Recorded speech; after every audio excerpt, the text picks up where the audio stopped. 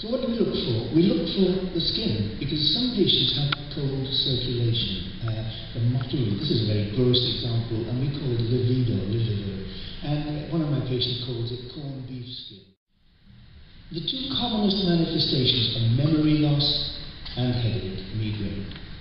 And this is a major problem. We see this 5 times a day in our clinics.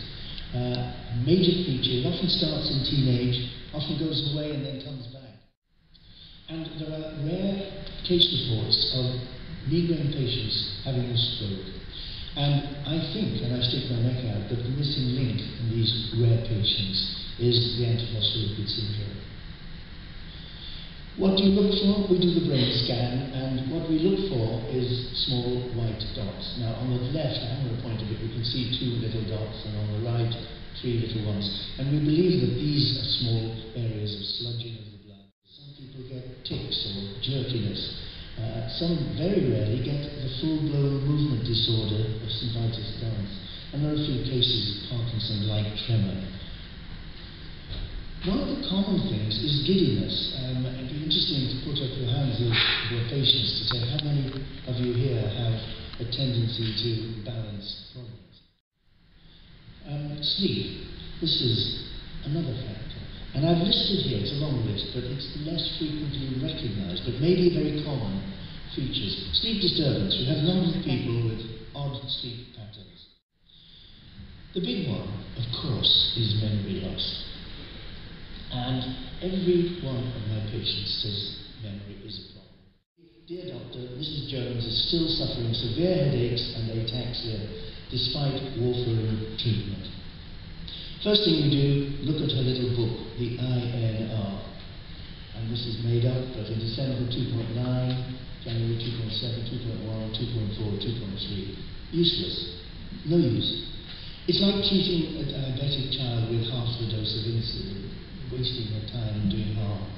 And it's a finding in all our patients that the INR has got to be correct for that patient.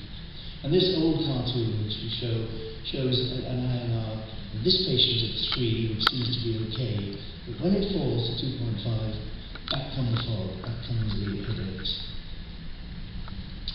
So, just to reinforce, in the brain, the problem is clotting, or sludging, if you like, of the blood, and not bleeding. And the neurology world, sadly, still worries more about bleeding on warfarin than clotting in these patients. So in conclusion, the brain is very sensitive to circulation loss. And it's going to be a major chapter in neurology textbooks one day. All aspects of neurology are seen. And certainly the diagnosis, many of you here will testify, the diagnosis is often missed early on. And if you get the treatment right, the result can be absolutely dramatic. We've seen overnight improvement in patients with cerebral Hughes syndrome. But I want to end with bad news, and that is, this is a survey done by Kate and the team in the charity, and some of you here took part in this. This was a YouGov survey of 2,000 adults.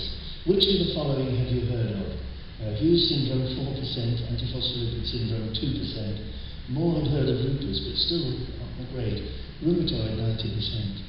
And I think it's the job of our charity, as well as every single person here, to try and raise information about the antiphospholipid syndrome, to teach doctors as well as government officials, as well as patients about it. And to avoid this sort of headline, such as appeared a few weeks ago, girl 15, 2 strokes after going on the pill. We know her, she was antiphospholipid positive. Thank you very much. Antiphospholipid syndrome is one of the autoimmune rheumatic diseases, by which I mean it's where your immune system goes wrong, makes antibodies which attack your body, causing problems. That's what this syndrome is. The antibodies evolved are called antiphospholipid antibodies. Now there are other syndromes just like that. Rheumatoid arthritis is one of them, and lupus is one of them. And basically, in the management of these syndromes, it goes through 3 stages, which are represented by the 3 teacups. The first stage, the most backward stage, if you like, is where you're treating patients with a drug that you just happened to find that it worked. It wasn't that you worked it out by doing experiments, it happened to work. So, for example, that's like steroids for lupus and like warfarin for the antiphospholipid syndrome. Warfarin is used for all sorts of things apart from this syndrome. Thins the blood, stops it clotting, and it works. Many of you will be on it. I don't want to denigrate it or run it down in any way. It has saved people's lives, it has saved people from strokes. It does very good things, but it can also have side effects. So that's your first stage. Not quite sure what's going on, but we have a treatment that seems to work. That's the best we can do at the moment. The second stage, that's the middle teacup. In the second stage, what you've done is you've done biological experiments in the laboratory, and you've worked out, you think, what's going on in the disease. By doing that, you can design drugs which target that disease. And now this is clever, this is thinking about what's going on in the disease. But you can't use them yet in patients, because first you have to do trials. You have to prove that they work, you have to prove that they're safe. So that stage is where we are with lupus at the moment. Because with lupus, there is lots of research being done. There are lots of new types of drug which are in trials. Some of them work, some of them don't work, but they haven't been brought into general use yet because they're still in the trial phase. And then the third stage, the most advanced stage, that teacup there, is where the trials have been done and you know which ones work and you know which ones don't work. And now you can bring in these new exciting drugs into the clinic, treat real patients with them routinely. And this is where we are with rheumatoid arthritis. So rheumatoid arthritis 10 years ago was where the second teacup is, and now, if you know somebody with rheumatoid arthritis, they may be on one of these new drugs which are called biologics. They're expensive, they're clever, and they're very, very good. So, that's the APS teacup, that's the lupus teacup, that's the rheumatoid arthritis teacup. We want to move the APS teacup to there. Actually, I'm being a little bit unfair. Last year I came here and I said the APS was back there. Now, it's somewhere between the first and the second teacup because there are trials now of new drugs, and I think Beverly Hughes is going to talk about some new anticoagulants which are in that trial phase. So things are moving ahead. But what we want is to understand more about what's happening in this disease so you can design and trial these new treatments. So what is happening in this disease? So, I said the disease is caused by antibodies. What do antibodies do? Well, antibodies are a bit like magic bullets. What they do is they recognise things. They recognise very, very specific things. If you've had a vaccination, say against diphtheria or tetanus, it means your body makes antibodies which recognise the diphtheria and tetanus. Whenever that comes into the body, the antibodies go and hit it and take it out, so you can't get those diseases. That's what antibodies do. They recognise things and cause an attack. The antibodies in the syndromes I'm talking about recognise something that you shouldn't really be recognising, something which is part of your body all the time. You don't want to be attacking that thing, and yet your body is making the antibodies which attack that thing. So you can see that the key to understanding what's happening in antiphospholipid syndrome is to understand what those antibodies are attacking. What is it they're attacking which they shouldn't attack? How can we stop that from happening? Or, if we can't stop it from happening, how can we stop it leading to terrible consequences? So now we know, in general, what things are being attacked. Now, although this syndrome is called antiphospholipid syndrome, and phospholipids are part of your cell membrane, they're fatty molecules, as a matter of fact, it turns out that the main thing the antibodies bind is not really phospholipids. It's a molecule which hangs out with phospholipids, which binds to phospholipids in the bloodstream and on the cells. And this molecule is called beta-2 glycoprotein 1, that's the name of it. Beta-2 glycoprotein 1. I'm going to shorten it to beta-2 just for the purposes of this lecture. We all have beta-2. It's in all of our bodies all of the time. Everybody has it. It's completely normal. We don't really know exactly what it does, what it's there for. It could do a lot of things, but for example, they have bred mice which have no beta-2 at all, and they seem to be perfectly healthy. They manage without it. So we don't know exactly what it's there for most of the time, but we know it's there in everybody. Well, there are several reasons. One reason is, if you imagine somebody's blood with lots of antibodies around, trying to attack beta-2, okay? It's trying to latch on to beta-2 at domain 1 end, how could I stop that from happening? Well, suppose I give that patient lots and lots and lots of domain 1 by itself. The antibodies will take that instead. They'll prefer to take that rather than the whole beta-2.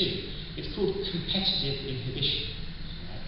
So if you imagine, for example, that you have a football manager and he has some players who he wants to buy, and all of a sudden a very, very good football player comes along, he goes off with him instead. That's what domain 1 is like. We give domain 1, it removes the antibodies and stops them from doing any harm. That's the theory.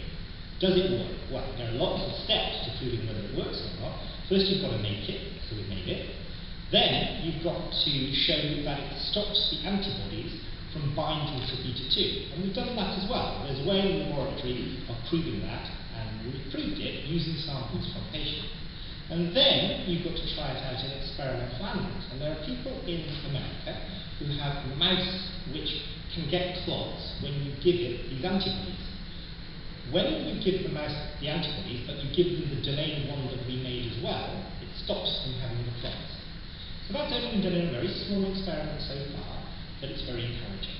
So as part of our research program, we're trying to make this domain 1 in a way that it could be used as a drug. I won't go into the details of how that would be done yet, but that's one of our aims, to make a completely new drug based on domain 1. The other thing you can do is use domain 1 in the form of a test. So currently, if you want to test people for antiphospholipid syndrome, there are 3 different tests that you can use. You may have had these: anticardiolipin, lupus anticoagulant, and anti-beta 2. Those are the 3 tests. So let's suppose you have a test that just picked out anti-domain 1. Well, that might be a better test. It might be a more accurate test for seeing who was going to get antiphospholipid syndrome and who wasn't. In particular, there are some people who have the antibodies who haven't got ill yet.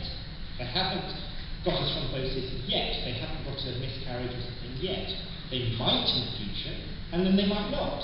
How do we know whether they are going to or not? Clearly, the patient wants to know. If you've got a better, more accurate test, that might be helpful. And maybe the anti-domain 1 test will be a better and more accurate test.